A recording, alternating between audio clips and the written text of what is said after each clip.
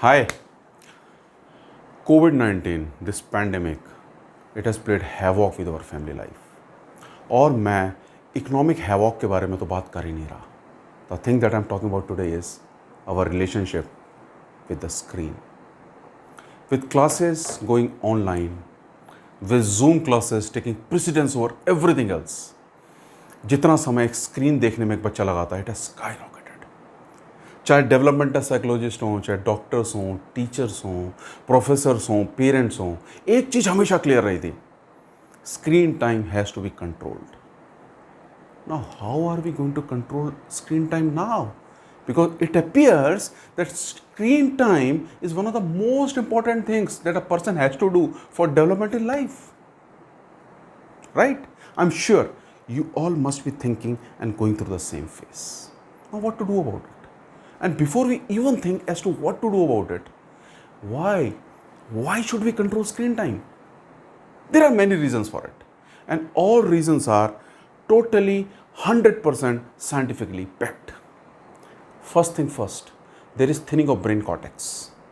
And what is that? Brain cortex brain का वो reason होता है जो कि लॉजिकल थिंकिंग, क्रिटिकल थिंकिंग करता है.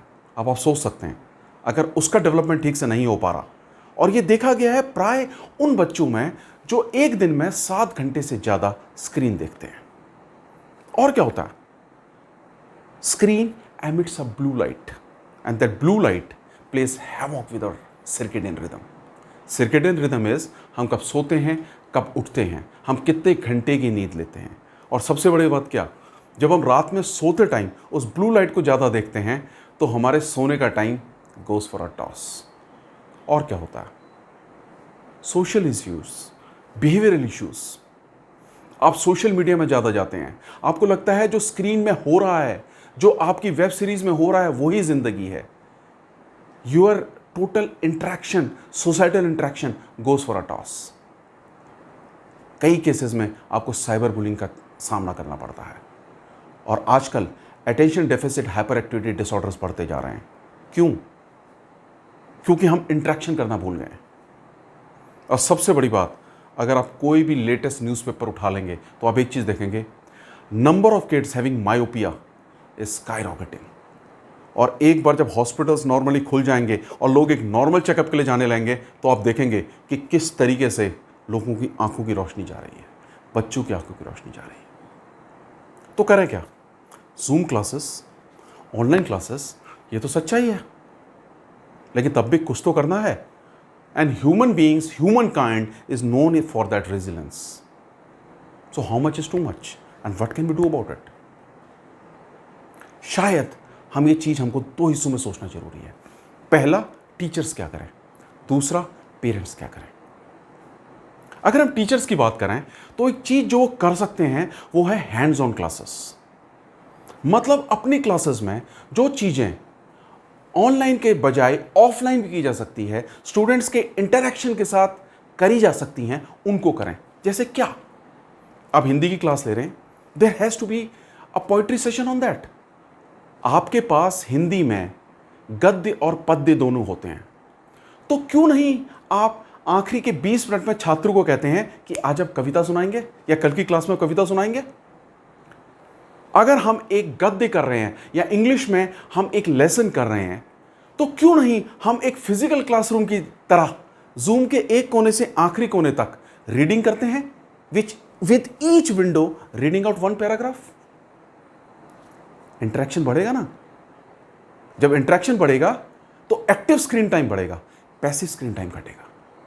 दूसरी चीज, आप साइंस पढ़ाते हैं, आपको 8वीं कक्षा को या 7वीं कक्षा को एवोप्रेशन का एक्सपेरिमेंट देना है, वाष्पीकरण, तो आप माँ बाप को भी इन्वॉल्व कर सकते हैं. एवोप्रेशन, अगर आपको एक सॉल्ट सॉल्यूशन से सॉल्ट को अलग करना है तो ये तो घर में भी हो सकता है. तो क्यों नहीं ये प्रैक्टिकल वो साइंस का घर पे करते हैं, किया जा सकता है ना. आप होमवर्क देते हैं, होमवर्क ऐसा दीजिए जो वो ऑफलाइन कर सकें.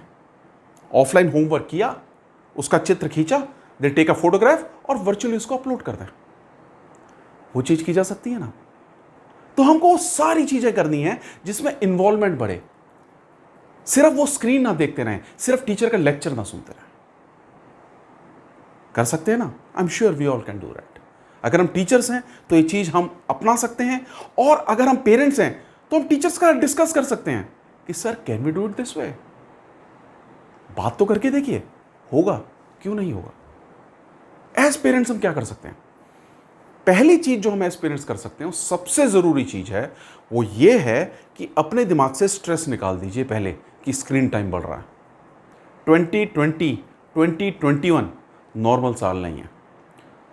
स्क्रीन टाइम तो 3 घंटे 4 घंटे की क्लासेस के कारण वैसे ही बढ़ा है, तो वो तो बढ़ा ही है। आप क्यों उसके बारे में इतना सोच के बात करके सबका स्ट्रेस बढ़ा रहे हैं?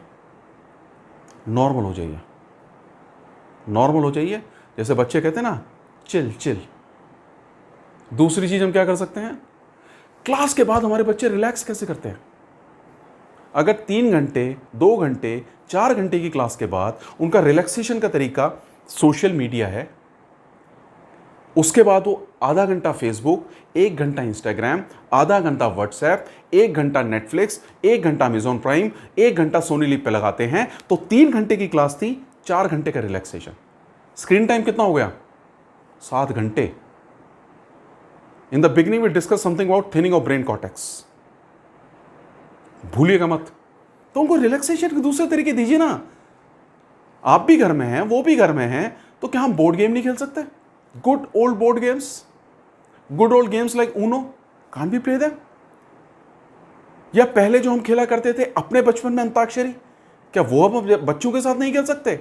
और क्या एज पेरेंट्स हमने कभी सोचा कि दिन में 1 घंटा हम उनके लिए अलग से राशन करके रखेंगे?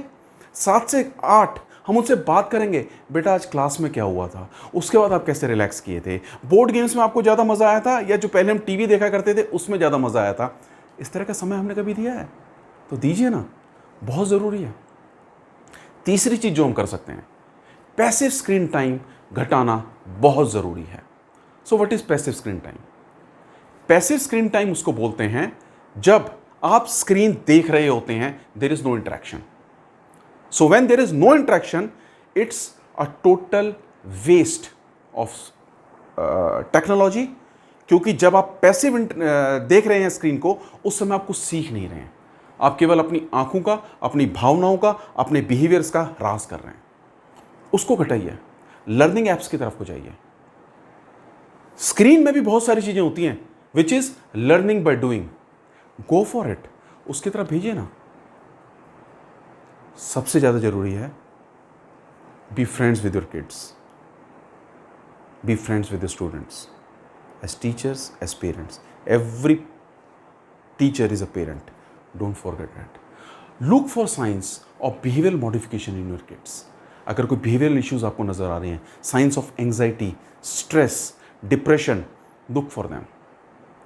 Just remember, सोसाइटी से अलग थलग कटे केवल आप ही नहीं हैं, आपके बच्चे भी हैं। अगर वो कहते नहीं हैं या शब्दों में उस चीज़ को ढाल नहीं पाते, या आपके घर में पूरी आवाज़ के ये नहीं कह पाते कि यार कंटाल गए हैं, तो आप ये सोचिए, इसका मतलब ये नहीं है कि सोसाइटी से वो नहीं कटे हैं। उनको समझिए, उनको जानिए।